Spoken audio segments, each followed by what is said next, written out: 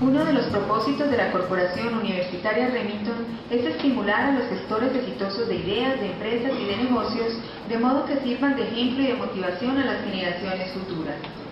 En este espacio, durante una hora, el personal invitado atenderá las inquietudes del orden profesional y empresarial que les serán presentados por la doctora Patricia Vázquez Posada, asesora de la Rectoría, y el doctor Pedro Juan González Carvajal, rector.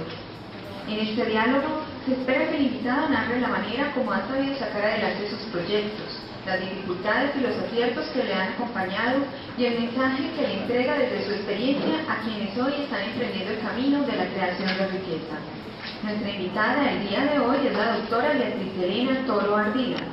La señora Beatriz es profesional en instrumentación quirúrgica de la Universidad de Antioquia. A través de sus 16 años de experiencia laboral, se ha desempeñado como coordinadora del grupo de instrumentación de la Clínica de Las Vegas, ejecutiva de negocios e instrumentadora de cirugía general, ortopédica, vascular y plástica en diferentes instituciones. Profesional con gran sentido comunitario, se ha destacado en el trabajo con la comunidad del Cajirío Cauca, en Manrique, La Cruz, Medellín y en la vereda de Pertá, el municipio de Olaya, Antioquia. Bienvenidos. Estamos hoy en un programa nuevo de Memorias del Saber y es para nosotros muy placentero poder llegar a cada rincón de Colombia, a la comunidad de la Corporación Universitaria Remington, para presentar un verdadero ejemplo de vida. Es la primera vez que nuestro escenario se engalana con la presencia de una dama y eso ya es una cosa importante. Gran motivo. A excepción pues de mi compañera la doctora Patricia. La doctora Beatriz Elena Toro es una verdadera gestora de empresas a partir de lo social. Y esa es la experiencia que queremos compartir con todos ustedes. Pati, buen día. Muy buenos días para todos, Beatriz.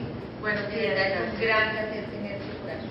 Gracias. Además del emblema femenino que nos condecora hoy el programa, y la verdad hemos tenido invitados todos hombres. Afortunadamente empezamos con la santa femenina, pero hoy tenemos, como bien lo dices tú, un proyecto de empresarismo que nace de la vena social, que nace de un esfuerzo, simplemente un llamado a una persona como Beatriz en querer hacer un aporte a la comunidad, al país, a desarrollar todo un proyecto de vida alrededor de entregar de sí todo lo que tiene y lo que no tiene. Vemos aquí hoy estos productos, son productos porque ya son productos de exportación, pero la idea no es exhibir los productos. Detrás de todos estos productos hay una historia grande, que es la razón por la cual Beatriz está aquí. Y cuando yo conversé con Beatriz la primera vez, me senté a escuchar su historia. Y la verdad me conmovió desde todo punto de vista, porque el trabajo que encontré en ella fue un trabajo que no fue solamente pensar qué puedo hacer para yo lucrarme, que es básicamente por donde empieza casi todo el mundo, sino empezó a trabajar casi desde enseñar a comer, a comportarse con una comunidad absolutamente lejana de la civilización y llevarla a un punto después de 10 años donde hoy tiene una industria en las altas montañas de Antioquia. Entonces, Beatriz, cuéntenos pues cómo fue toda esta historia y de dónde salió esa vena tuya social y cómo empezó este proyecto. Bueno, ante todo esto me ha proporcionado a mí unas alegrías y quizás eso es lo que me ha llevado a seguir con el trabajo y a no dejarlo a pesar de las circunstancias. Mi trabajo no nació en las montañas, mi trabajo nació desde muy niña, que empecé como tratando de ayudar a la gente. Nunca, desde niña, nunca estuve de acuerdo con dar limosnas, con regalar una moneda, pensaba que eso no tenía ningún mérito.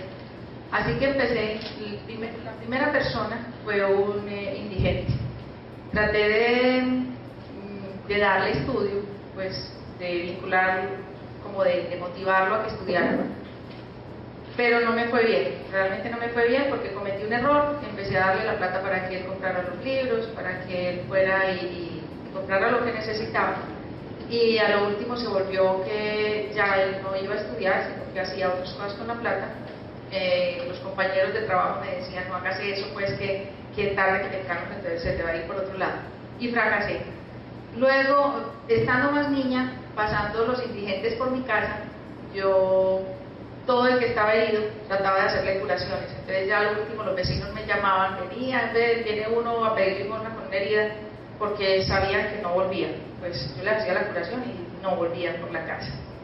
Bueno, así fue que empecé. Después ya empecé yendo a Cajibío, ya estaba ya como profesional. Cajibío sufrió hace muchos años un terremoto, donde dejó el pueblo destruido. Entonces, en compañía de otros 2 médicos, empezamos a ver pues como la posibilidad de trabajar con esta gente, y empezamos a ir a mirar lo que eran las moliendas. Era muy bueno trabajar en Cajibío porque allá se produce una caña que es más gruesa, y simplemente con el batido ya no queda en panela, sino queda como un azúcar, o sea, es pulverizada. Entonces vimos como la oportunidad de comercializar eso, de que esta gente se formara como empresarios y salieran de ese medio en que vivían, porque para ellos era muy duro, primero porque estaban muy lejos, y segundo porque habían sido muy abatidos por la guerrilla y por todo este problema social que vive el país. Entonces, uno de los médicos que participaba en el programa es colombiano, residente en Alemania, consiguió ayudas en Alemania y empezaron a mandarnos todo lo que eran los carros, los tractores, para arreglar carreteras, porque ellos no las tenían, y pues comercializar así las cosas es muy complicado. Se logró una gran ayuda de Alemania, muchísima ayuda, tan es así que se llevaron 6 campesinos para Alemania para enseñarles a arreglar los camiones, pues por si cualquier falla no se fueran a varar ahí. Y nos regalaban carros ya de segunda, que para ellos no tenían tanto, pues como tanto valor, sí, pero para nosotros era muy grande. El caso es que en las clínicas donde nosotros trabajábamos empezamos a vender una libra de esa panela pulverizada a 500.000 pesos. Una libra. Pero es que eso era como entre comillas, la venta de esa libra era para formar la molienda para 3 familias, y los médicos lo sabían. O sea, ellos sabían que era una colaboración, no que realmente la panela valiera eso, sino que con esa libra de panela era como un símbolo, exactamente. Con eso, entonces nosotros vendíamos la libra de panela pulverizada en 500.000 pesos, nos íbamos y se la entregábamos a tres familias, y con eso se compraba lo que se necesitaba para formar la molienda, y ya entre las 3 familias la construían. Entonces se construyeron alrededor de 28 moliendas más o menos.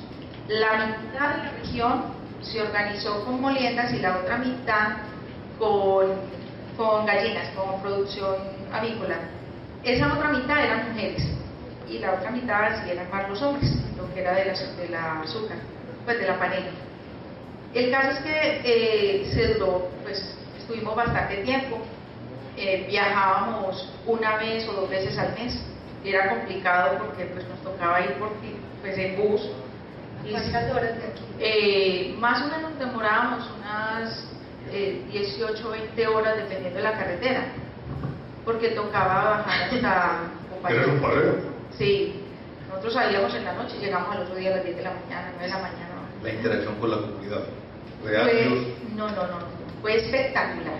Eso fue, pues, cada vez uno sentía más la necesidad de volver donde ellos.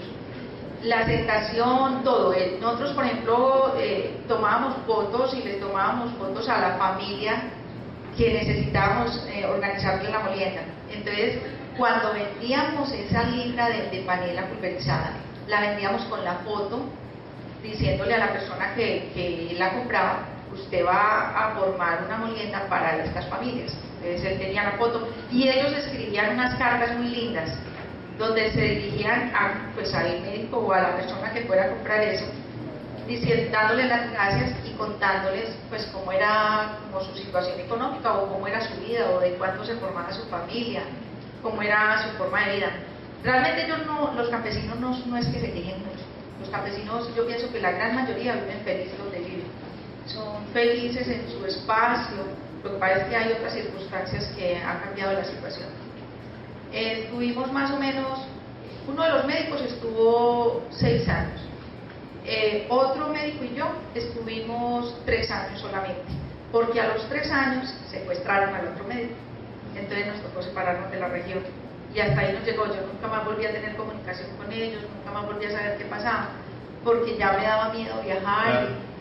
O sea, de todas maneras ya a uno le da como susto meterse hasta por allá, y sobre todo que era bien lejos, era muy lejos.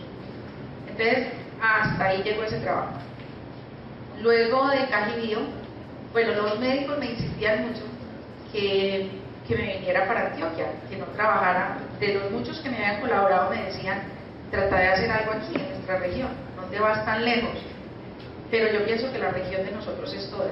Pues yo no veo mi región como Antioquia, yo veo mi región como Colombia. ¿Cuál es la conciencia nacional? Sí, yo pienso que la necesidad es global y no de acá. Y si me pudiera ir para Etiopía, me iría. Entonces, empecé a trabajar con Manrique La Cruz. ¿Cómo llegué a Manrique La Cruz? Una señora me conocía, sabía pues como que me gustaban ese tipo de cosas. Entonces me dijo de que ella tenía una amiga que tenía una guardería en Laureles y que había fundado una guardería en Manrique La Cruz, ayudando a las madres pues allá para que pudieran trabajar y todo. Que ella me vinculaba con ella para que yo empezara alguna labor en Manrique. Yo dije, listo, hablé con el sacerdote y en la iglesia nos encontramos. Ya fue. El sacerdote pues lo anunció un domingo, yo llegué un martes y al martes encontré 45 mujeres esperando. Inicialmente pues empezamos en la iglesia, pero después no nos dejaron entrar a la iglesia, que porque tocaba dejarla abierta, que porque la ensuciábamos, que porque llegaban los niños y la volvían nada. Entonces, como ellas vivían, llegar a Manrique La Cruz es como llegar a un cuadradero de bus, pero si uno da una vueltecita empieza a ver un panorama completamente diferente. Son tugurios y tugurios. Cuando uno llega no ve la situación, pero si camina un poquito uno queda aterrado de lo que ve, porque ya son tugurios ubicados en la montaña. Entonces ellas, pues ninguna me llevaba a su casa, porque las casas eran muy retiradas y además porque era un sitio peligroso. Entonces nos quedábamos en los corredores de la casa, en los corredores de cualquier casa que pudiéramos quedarnos, o en una tienda o en el corredor de la iglesia. No recibí mucha ayuda del sacerdote y eso me pareció extraño. Ahí estuve 5 años, les enseñé a las mujeres todo lo que era lencería, les enseñé a bordar, a tejer, y empecé, para poder como sostener ese programa, empecé a recoger ropa, pero inicialmente yo la recogí con mis compañeros y con todos para regalárselas, pero como vi que me estaba viendo alcanzada para llevarles como el material de trabajo, entonces les propuse que vendiéramos todo a 1000 pesos. Una blusa a 1000 pesos, un par de zapatos a 1000 pesos, un pantalón a 1000 pesos, un bolso a 1000 pesos, todo a 1000 pesos. Y hicimos, yo llevé cantidades. Entonces en uno de los parquecitos que tienen allá ubicamos todo y todas felices. Y hubo una muy buena venta. Una de ellas me compró 70.000 pesos y se me perdió, nunca pagó. Entonces, pero bueno, las otras, las señoras eran furiosas. Vea, ya no va a pagar. Yo le dije, bueno, a la final eso era para regalar, entonces yo no me sentía pues tampoco. Pero bueno, el caso es que empecé en Manrique, estuve 5 años. De las 45 mujeres con que empecé, terminé con 16, solamente 16 terminaron en el grupo. Y de las 16, 5 terminaron participando en ferias artesanales de Medellín. ¿Esa deserción por qué se da? Esa no continuidad. Pues, a ver, la verdad, yo pienso que hay mucha hambre. La gente iba los martes, yo llegaba más o menos 8:30, 9 de la mañana, hasta las 12. Y a veces llegaban como sin desayuno y ellas eran como en el desespero de ir a conseguir algo para los hijos. Entonces, como que un problema enlaza a otro y empiezan a cambiar la actitud. Sí. La otra es que ellas aprendían, pero no todas veían un resultado en lo que aprendían. No todas veían como esto sí me sirve para vender o esto lo puedo comercializar. Entonces empiezan a ver como muchos factores. Sí. Yo les compraba todo. Yo en los programas que he hecho siempre he llevado todo. las agujas, los hilos, las telas, todo lo que Y sea. el producto que ya ellas terminaban. A ellas nunca se los compré, porque realmente nunca lo vi, nunca fue bonito. Pues yo no sé por qué, como que ellas, yo tengo un concepto del desplazado. El desplazado cuando llega a Medellín se acostumbran mucho a lo que les puedan dar. Y ese alma de campesino trabajador se va perdiendo, no sé por qué. Eso El escapete, pues. sí, y como el que reciban Sufrir un ayudas, trauma. no, y el que reciban ayudas como que los va apartando del trabajo. Además que me imagino que mucha de esa gente es la que vemos aquí en Medellín en los semáforos. Entonces es más fácil de pronto estar en un semáforo estirando la mano que estar haciendo algo para vender. Y ese es el gran error, pienso yo, de las moneditas. Nosotros mismos estamos contribuyendo con eso. El caso es que yo empezaba, hay una cosa que les voy a contar, que yo llevaba, pues trataba como de que mucha gente me colaborara con algo. Y la colaboración era, la gente me regalaba mercados. Entonces yo en algunas épocas, cada mes, cada 2 meses, llevaba una buena cantidad de mercados. Entonces ya los conductores, allá Manrique, en esa parte de Manrique, suben sus buseticas pequeñas. Yo nunca pude subir con el carro porque pues me daba miedo. Y fuera de eso, cuando sube una buseta y se encuentra con la otra, una de las dos tiene que devolverse a parquear en algún lado. Y cuando bajan, la bajada es como de frenar, frenar y frenar. Entonces yo siempre llegaba mareada. No hubo un día que yo no llegara mareada a Medellín. El caso es que me doy por bien servida que 5 hayan quedado participando en ferias y hayan sido capaces de salir a participar de eso. Me hubiera quedado muy triste donde no hubiera quedado ninguna. Y ya casi para terminar mi programa en Manrique, me dice uno de los conductores de las busetas que yo subía a 16 mercados ese día, y me dice el conductor: usted ya va a cumplir 5 años aquí. Yo me asusté y le dije: ¿y usted cómo sabe? Me dijo: porque nosotros siempre estamos pendientes de usted, nosotros la cuidamos. Y en muchas ocasiones a mí me tocó que empezaban a jugar con las balas y nos tocaba tirarnos al piso mientras que las cosas pasaban, y nos sentábamos y seguíamos tejiendo. Yo siempre he pensado que donde me vaya a morir, me muero. Eso sí, no hay, yo no creo que vaya a haber vísperas para eso. Sí, entonces como que eso no me asusta realmente, más me asusta que me cojan sin hacer nada. Ese siempre ha sido como mi forma de pensar. Estando en Manrique, realmente yo no terminé con el programa porque sí. Fuera del sacerdote que nos ayudó mucho, ¿nadie más ponía? Solamente amigos, de pronto. ¿Tu entorno, tu círculo? Sí, en mi círculo me ayudaban con los regalos de Navidad. Ninguno quiso subir por allá, les daban La alcaldía, no, no nadie. sabía de ti.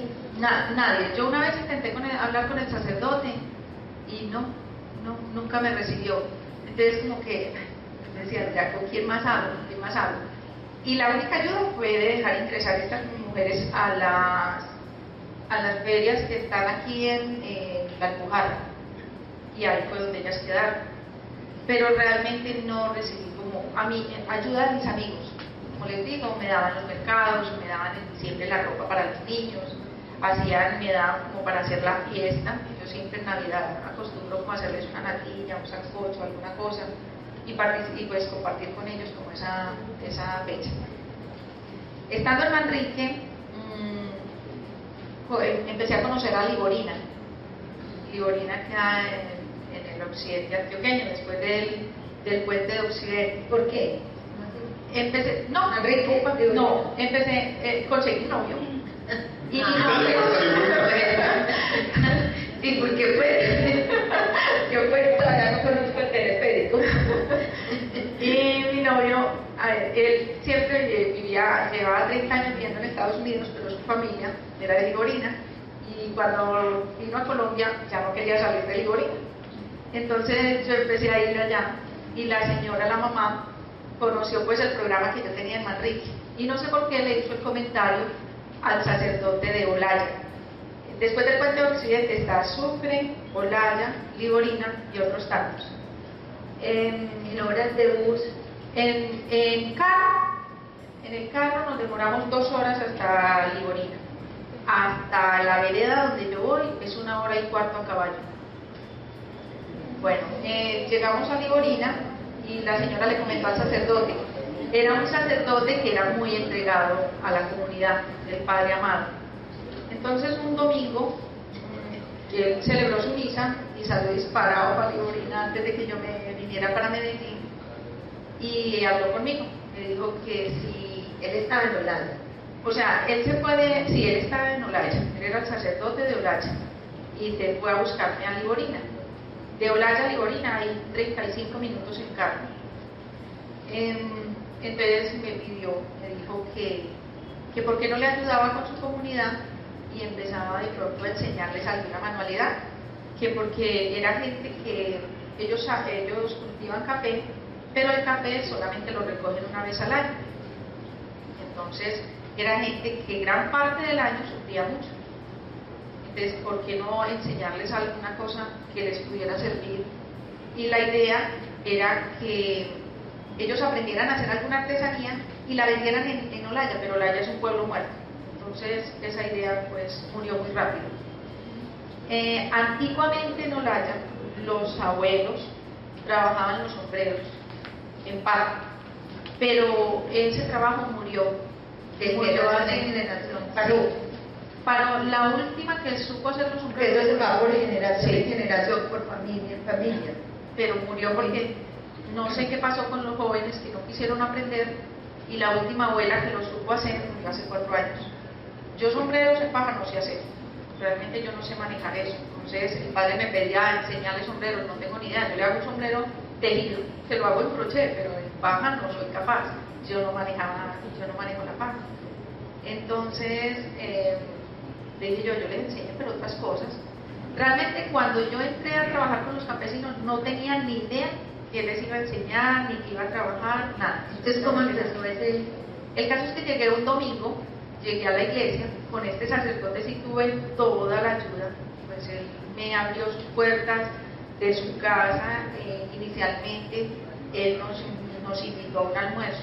La primera vez que yo me reuní con ellos, él se bajó hasta el río con otros muchachos y trajo pescados pues, para el almuerzo. Entonces fue muy rico, pero la gente no creía. Fueron 3 familias y no fueron completas a las clases. Ellos no creían porque ya varias veces habían ido personas que querían enseñarles algo, diferentes cosas. Iban 1 o 2 veces y no volvían. Entonces ellos decían venir hasta aquí. A ellos les representaba pues Hora y media a caballo. hora y media a caballo para de pronto empezar su trabajo y que no siguieran. Entonces no lo quisieron hacer. Pero esta vez de esas 3 familias pues simplemente por curiosidad, ellos bajaron por curiosidad qué era lo que iba a enseñar y quién lo iba a enseñar. Bueno, ya pasó ese domingo, yo traté como de enseñarles, de empezar a enseñar a hacer crochet, malla, pues que era lo que yo más sabía hacer, pero como les digo, no tenía ni idea qué iba a hacer.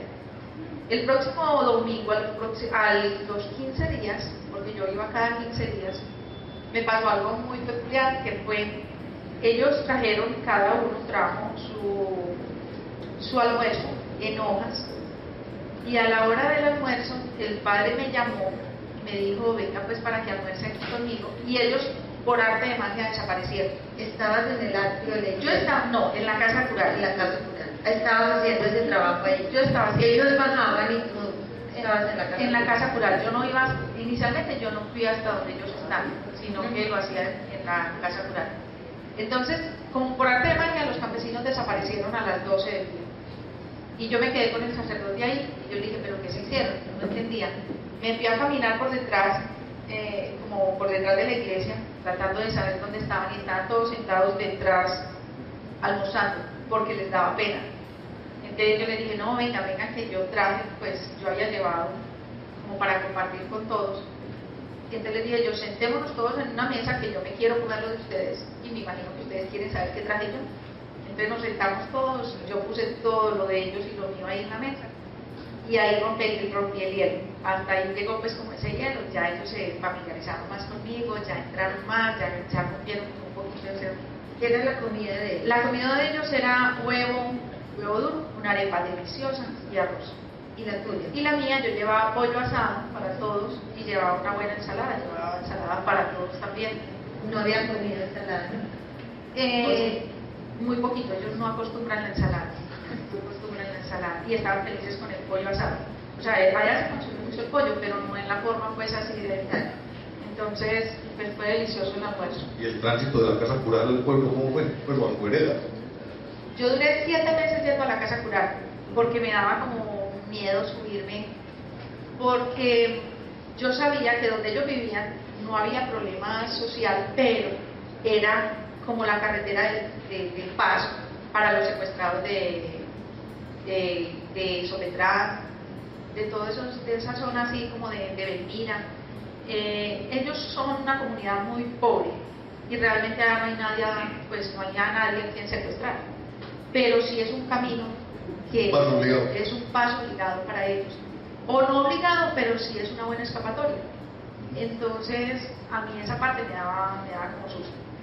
Ya como a los 7 meses de estarles enseñando en la iglesia, ya y de ellos tanto insistir, porque ellos me decían, si usted sube, son más los que van a ir a la clase.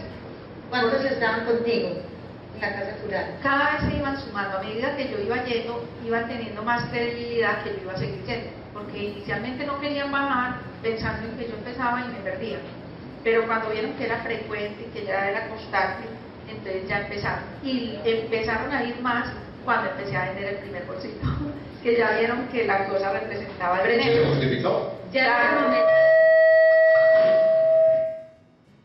Ya en ese momento no estábamos solo enseñando crochet, sino ya que habías transformado como ahí ya habías empezado a pensar en qué hacer con ellos. Bueno, ¿cómo fue ese paso?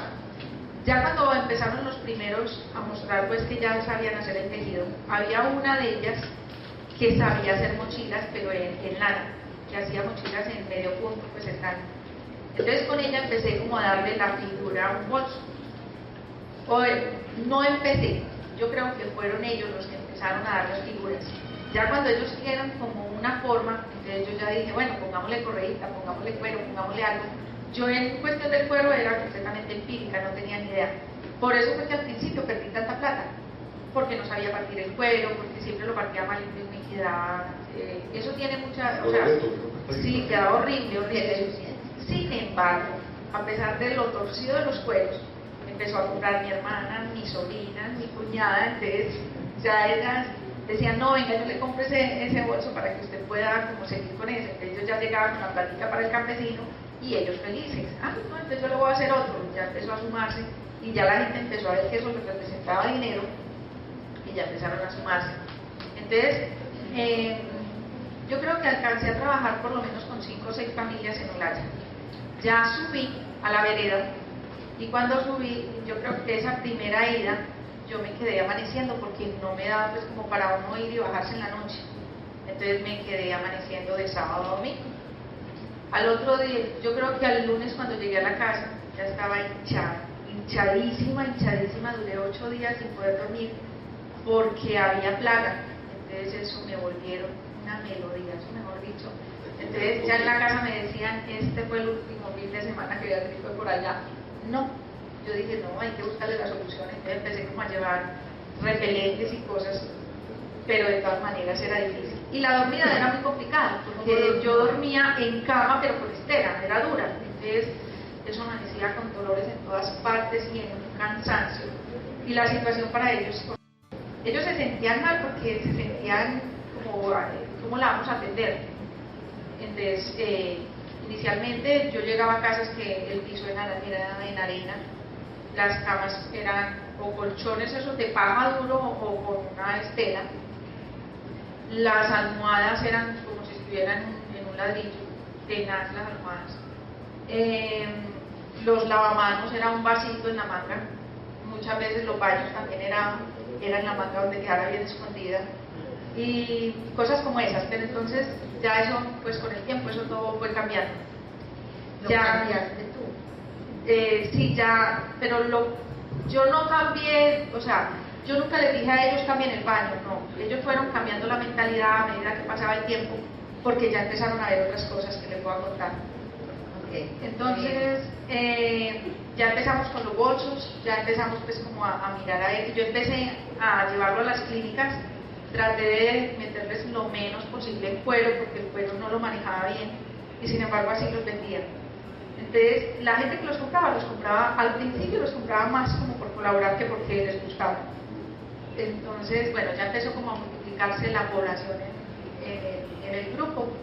Empecé, y era muy lindo porque yo me sentaba en los corredores y todos participaban desde la niña de 7, 8 años, sí, hasta el papá de 60, 70 años, y el papá, pues yo tuve unos abuelos allá que motivaban a la gente, no se rindan, sigan, vengan, esto es un trabajo muy bonito, mire que ya no se ha cansado, ella sigue viniendo, entonces era delicioso, fuera de que la atención, ellos no veían cómo atenderme, ellos empezaban, cuando menos pensaba yo, los niños estaban montados en los palos bregando a ver qué me traían, entonces me traían naranjas, apotes, todo lo que encontraran. Yo bajaba en un caballo bajaba yo y en otro bajaba todo lo que me mandaban.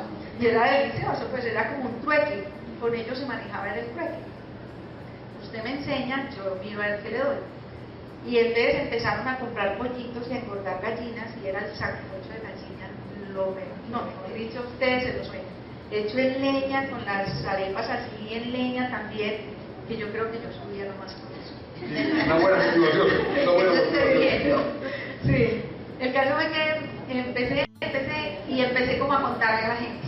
Yo en esa época empecé a manejar pacientes de cirugía plástica, entonces yo tenía un hospedaje para ese tipo de pacientes y venían pacientes de muchas partes, de Estados Unidos, de Centroamérica, de aquí de Colombia, y con toda esa gente ellos me veían los bolsos ahí y no me los veían, yo se los mostraba, o sea, era como para poderlos vender. Entonces todas querían conocer, yo quiero ir, entonces pasados 10 días que ya la gente estaba bien, la gente quería subir. Eso era un lío porque casi todas querían subir a caballo y yo no podía hacer eso porque era gente recién operada. Entonces me tocaba mirar a ver cómo subirlas hasta allá. Bueno, el caso es que ellas nunca habían compartido con otras personas. Entonces empezaron a ver idiomas diferentes, pensamientos diferentes. Y los que llevabas allá dormían en el suelo como no, me tocaba llevarlos temprano y dejarlos en la noche porque no aguantaban, empezando porque empezaban con la plaga y se desesperaban. Entonces me tocaba irme muy temprano y venirme ya por la tarde, y los campesinos se venían bastantes a acompañarlos para que ellos tuvieran tranquilidad. Entonces yo allá a la Loma subí con españoles, americanos, centroamericanos, cubanos, colombianos, yo fui con europeos, con de todo. Entonces los muchachos allá pensaban que para qué estudiar. Si se iban a casar con una niña o un joven de la misma vereda, iban a sembrar café, iban a hacer lo mismo de sus papás. Entonces ellos no veían para qué hacer otro tipo de cosas. Pero cuando ya empezaron a conocer otra gente y ellos empezaron a ver lo mal que hablaban, porque hablan y como hablan escriben, los poquitos que escribían, porque no todos escribían. Entonces empezaron a sentir la necesidad como de estudiar. Pero resulta que en la vereda no había sino hasta quinto de primaria. Entonces ya la comunidad empezó a exigir como que hubiera más estudio. Y muchas de ellas se trasladaron a los mismos profesores, como que fueran subiendo los años. Porque ya primero no hacían las escuelas porque no había personal. Pero ya empezaron las niñas como a motivarse, y muchas de ellas me decían, yo quiero que usted vuelva a traer a ese señor porque yo quiero hablar con él. Y yo voy a estudiar. Yo estudio y dentro de un año los traigo. Y empezaron como a tratar de motivarse por eso. Y eso para mí fue un logro grandísimo, porque ellos sintieron como la necesidad ya de... Ellos mismos. Sí, ellos mismos. La otra fue que... hacer una transformación social. Sí. A través de un proyecto social de Beatriz, enseñarles a que tuvieran una dimensión diferente del trabajo, complementarles su actividad del café. Fíjese lo que fue ocurriendo. Pero Beata, ¿uno cómo hace para medir en el campo qué es lo que uno ve como lógico, como bueno, como civilizante? ¿Cómo va bien No su lo país? está sacando del contexto. A ver, eso lo he trabajado, pues he tratado de trabajarlo mucho. Yo, por ejemplo, con las niñas, siempre he ido como con personas que saben hablarles, he subido con psicólogas, de todo, tratando de ver lo rico y las riquezas que tienen ellos Para que no pierdan su origen. Exactamente. Y con muchas, pues como yo me siento a conversar y les digo, la idea es que la empresa sea aquí y que ustedes puedan desde aquí dirigir una empresa hacia el mundo, que ustedes puedan con un computador manejar de pronto un mercadeo en otros sitios. Pero le cuento que allá todos son como de la misma familia, son muchos y todos son los mismos apellidos. ¿Cuántos son? Yo pienso que son alrededor de 600, más o menos 600 personas. Y todos son como 3 apellidos nomás: Rodríguez, Sepúlveda y Hoyo, no más. Todos son casados entre ellos. Hay muchas niñas que han intentado bajar, pero no les ha ido bien en la ciudad, entonces se han regresado. Además, como ya ven como el trabajo, entonces ya como que tiran menos para la ciudad. De todas maneras, eso sigue siendo un peligro realmente, y ese ha sido mi temor siempre. La idea era, desde que yo empecé a trabajar con ellos, de facilitarles la vida en el campo, pero no traerlos a la ciudad. Sin embargo, yo empecé y yo fui clara con ellos y les dije: yo quiero llevar por familia a la ciudad, pero la idea no es que ustedes se encariñen con la ciudad, sino que conozcan cuál es el mercado que yo quiero manejar con los bolsos, para que ustedes sepan qué es lo que tienen que hacer aquí, pero lo hagan desde allá, porque de todas maneras la vida aquí es muy complicada. Y yo les decía, y era muy enfática con las niñas, y muy frecuentemente les decía que la idea de las niñas cuando se intentaran venir a la ciudad era porque iban a estudiar y no iban a trabajar en cualquier cosa, como me pasó con una de ellas. No estudió, se vino para acá, lo último entró a la prostitución y terminó llegando a mi casa pidiendo que la volviera a llevar al campo, que ya no quería estar más aquí. Eso es una dificultad que sigue latente. Pero entonces, volvamos a ese proceso que me parece muy interesante acabar de... ¿Cómo fuiste organizando ese proceso industrial? Porque es que eso hoy es una industria. Y llevar a esa calidad. Y llevar a esta calidad. Y veo que en estos bolsos, en estos individuales, hay otros materiales, que no es solo el triqui. Bueno, Hay otra combinación indígena.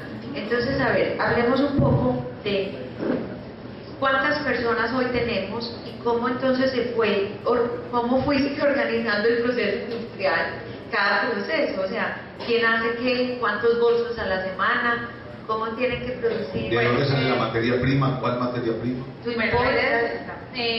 Cuando yo empecé a hacer el bolso, inicialmente empezamos con bolsos sencillos como aquel, que era más fácil de pronto cortar cortar las correas. Lo importante es en el cuero cortar las dos en la misma dirección y no hay más cuidados en la postura del cuero. Entonces empezamos con bolsos sencillos como aquel, o simplemente cosmetiqueras sin cuero. Yo empecé a ver la necesidad también de aprender, entonces entré al SENA. Yo entré a hacer marroquinería en el SENA. Estuve un año y aprendí cantidades y conocí mucha gente. También busqué ayuda con el SENA. Yo empecé a contar, mejor dicho, yo le cuento el cuento a todo el mundo, porque uno no sabe dónde está el que va a abrir mercado o el que te va a comprar el bolso, entonces yo a todo el mundo le cuento el cuento. Entonces empecé la marroquinería y hablé con el director, le pedí ayuda al director, y en una vez que estábamos el SENA estaba en su semana de la marroquinería, vinieron de varias partes, vinieron mexicanos, otra gente, y ese día el director no tenía ni idea de qué hacer, cómo atender a la gente, hasta que por allá me vio y me dijo: esta es. Entonces me dijo: vamos para el campo con ellos. No sé qué hacer, vamos para el campo para que yo vea tu programa. Además que yo quiero ir a ver cómo le ayuda a esa gente, que toda la... Bueno, entonces a mí se me abrieron los ojos, porque yo quería tener el SENA en la vereda, era ya mucha gente Y era tanta gente que era muy difícil que se bajara hasta Liborina, que es el pueblo principal. Entonces era más fácil que un solo profesor se trasladara a la vereda. Y esa fue mi negociación realmente con el director. Bueno, yo lo llevo, yo lo invito, pero usted les ofrece algo, o sea, usted a cambio ofrézcales algo que yo pienso que toda la comunidad tiene derecho al SENA.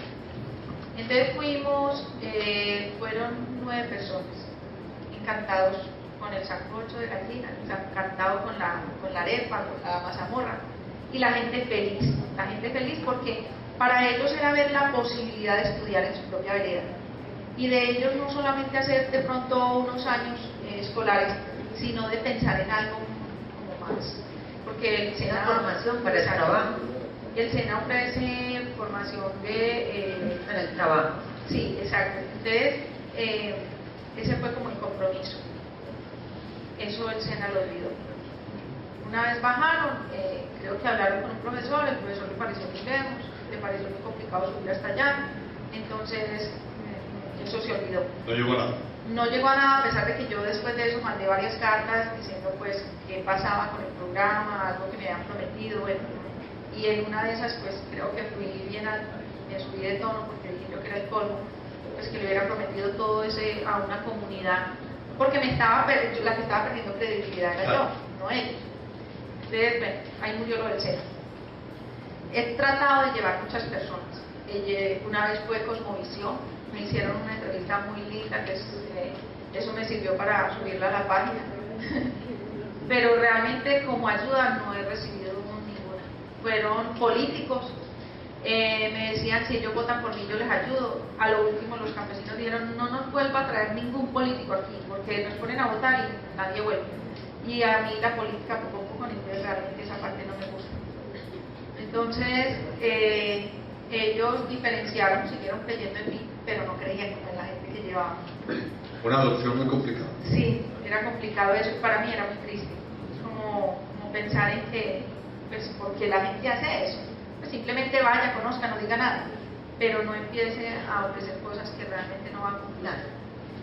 Bueno, el caso es que yo seguí con mi trabajo, encontré ayuda con una persona de Estados Unidos. Me metí con ACOPI, valga la pena contarles. ACOPI me invitó a un programa que teníamos en Nueva York para unas artesanías y fue todo un chasco. Cuando llegamos allá, la persona que había programado no tenía realmente nada programado. ¿Llegaron a Nueva York? Llegamos a Nueva York, yo llegué con 2 maletas de bolsos, que eso no es fácil cargarlo, y llegamos a una feria donde él ni siquiera se había conseguido un stand. O sea, él no tenía nada programado, nada, absolutamente nada. Y eso me costó el trabajo, porque yo me fui para Nueva York, la persona con que trabajaba se disgustó a pesar de que el permiso había sido pedido con anticipación, y tuve problemas pues en mi trabajo por eso me pasó. Me sentí muy triste y para mí ACOPI fue lo peor. Yo creo que fue mi peor experiencia fuera de la escena, que no me ocasionó ninguna pérdida a mí, ir hasta Nueva York, haber perdido pues tiempo, dinero, todo eso, y haber llegado a un sitio donde no había nada programado, porque nosotros éramos metidos en una feria, caminando, mirando, pero realmente no hicimos nada, no tuvimos ninguna persona que nos acompañara, no tuvimos ninguna ayuda, ninguna persona que nos ayudara a comunicarnos. Entonces fue terrible. Esa fue una experiencia muy aburrida. Pero salió algo bueno. En Nueva York, en medio de mi tristeza, yo conocí a alguien, y ese alguien me ayudó y me regaló las 2 páginas. Es una comunicadora, ella trabaja con publicidad a nivel de Estados Unidos y de Europa, y me regaló las 2 páginas web. Entonces tengo unas páginas muy lindas, www.asicrecemos.com y www.fiquebolsosaccesorios.com. Ella ya formó ella formó eso como una empresa de ella, digámoslo así, en Nueva York, pero como una fundación. Entonces, en Nueva York, ella sí puede recibir los beneficios y no los manda. Ella, por ejemplo, hay una empresa que le dona Y entonces, como entre todas sus amistades, ella recoge ropa y zapatos y huecos y todas las cosas, y una empresa le da todo lo que cueste el envío. Entonces no lo manda y se le mandan a los campesinos. Eso se hace 2 veces por año.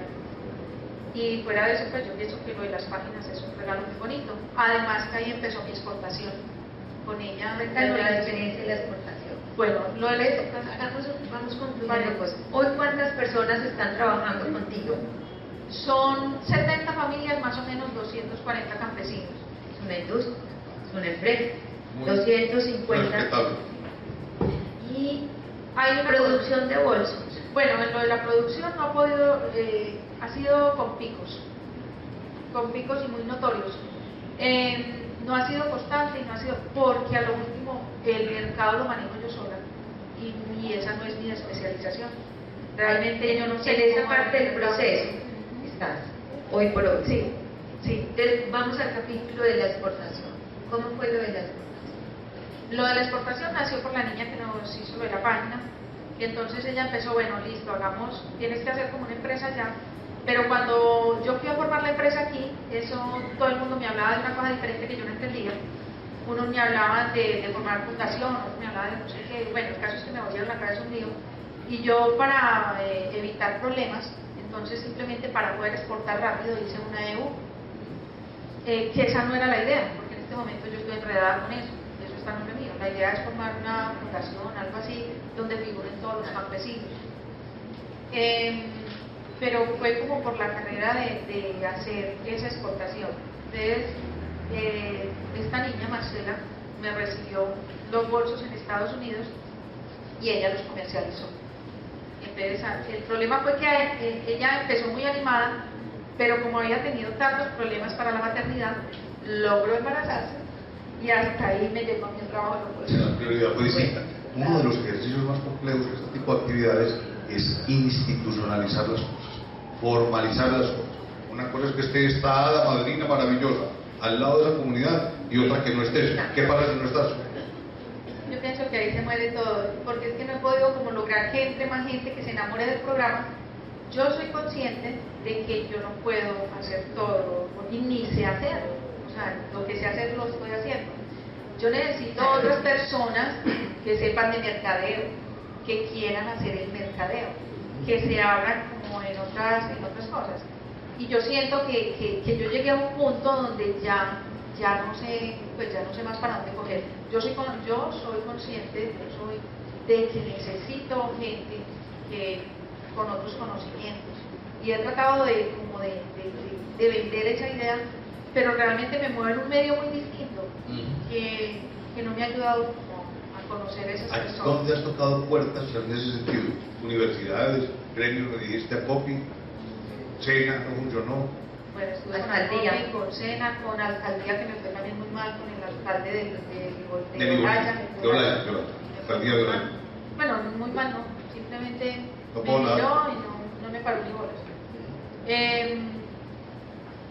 No, realmente yo he hecho las cosas muy personalizadas, no me he dirigido como a universidades ni nada, y esa es la idea ahora con esto. Lo interesante de todo este proceso, o sea, una puerta trae otra puerta. Eso es el recorrido normal, porque mira que llevamos 12 años de historia en 55 minutos, pero han sido unos caminos intensos para abrir. 12 años, semana tras semana, Bueno, Patri. Beatriz trabaja en clínicas en la semana, el fin de semana se dedica a esto. Entonces el punto, doctor Pedro Mario y todos los que me están escuchando y acompañando hoy, es, fíjense que el emprendimiento tiene procesos, tiene etapas, ¿cierto? Como este ejemplo que tenemos hoy con Beatriz, está lleno Colombia. Está lleno, porque en muchas regiones de Colombia hay sabiduría de cómo manejar lo que la naturaleza nos da y lo que se produce.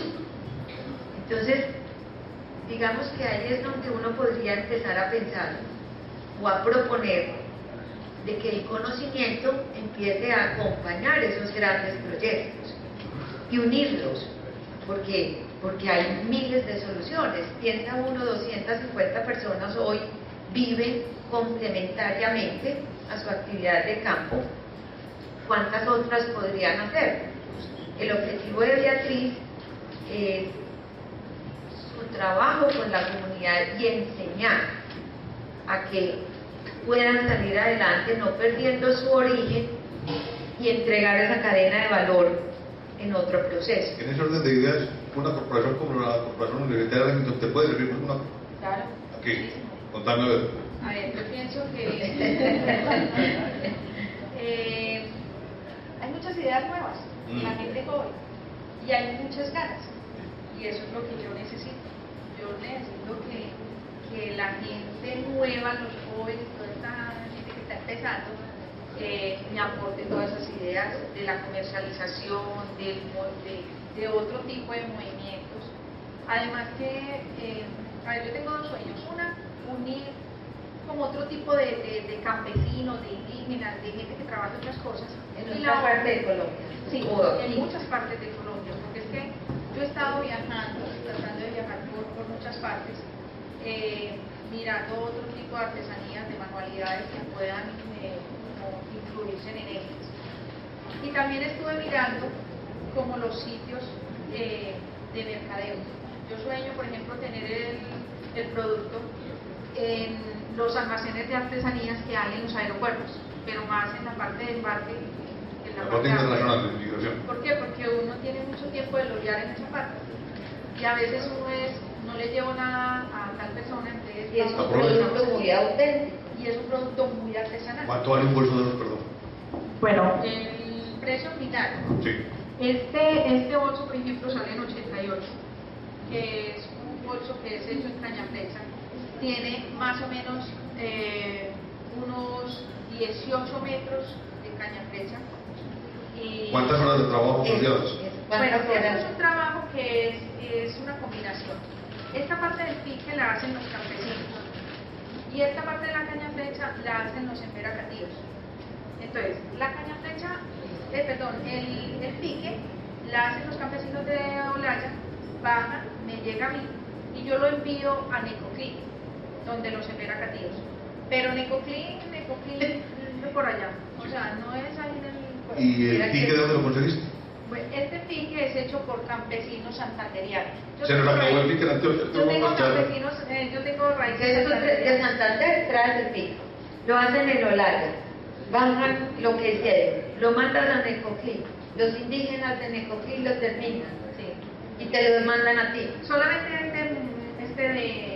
de caña flecha, ya estos que son así En cuero con esto sí lo hacen los campesinos de Olaya. Directamente. El herbaje y todo.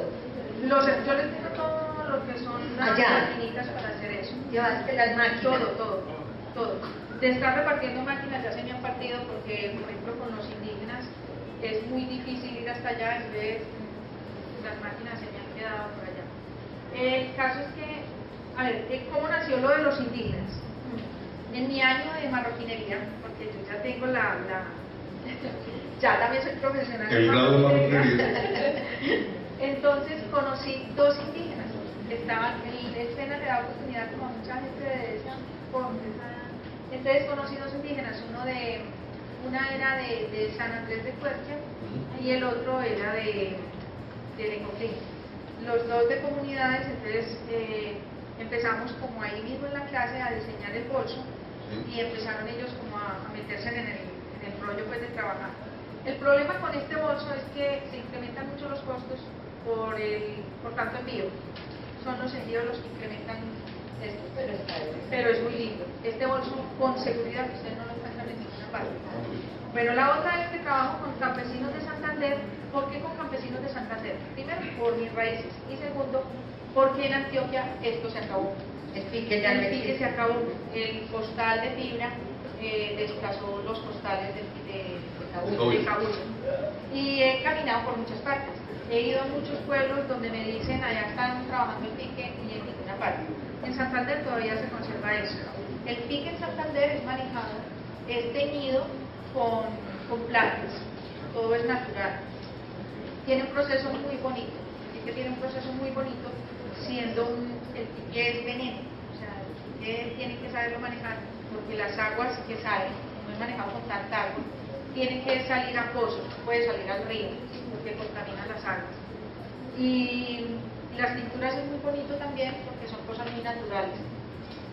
De ahí el pique viene a Medellín, de Medellín va a Olaya. En Olaya ya hacen el tejido, hacen el bolso. Ya para la parte del cuero me tocó enseñárselas, que eso era lo que yo quería que les enseñara el SENA. Entonces me toca enseñárselos a mí.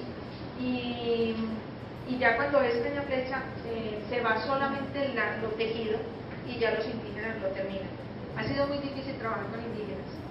No son tan constantes como los campesinos, pero trabajan hermoso, trabajan muy lindo, hacen trabajos muy bonitos. Y el bolso por dentro es muy bien terminado, es muy bonito. Bueno, ya que se nos está acabando el tiempo, necesitamos que nos ayudes a ilustrar lo siguiente. Nosotros aquí tenemos una escuela de ciencias empresariales y estamos enloquecidos porque queremos poner a funcionar el centro de emprendimiento o el centro de desarrollo integral empresarial. Por ahí debe estar el doctor González.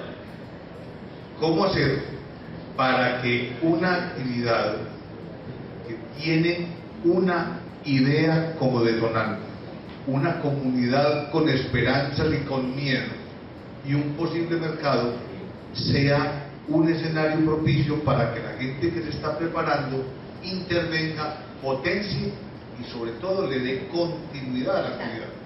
Me parece maravilloso lo que están haciendo, pero van a temporar rápido porque entonces la comunidad la lleva el tuyo. Y ahí es parte del ejercicio que, como responsabilidad social, las instituciones que estamos en el tiempo deberíamos acompañar. ¿Tú qué opinas, Pato?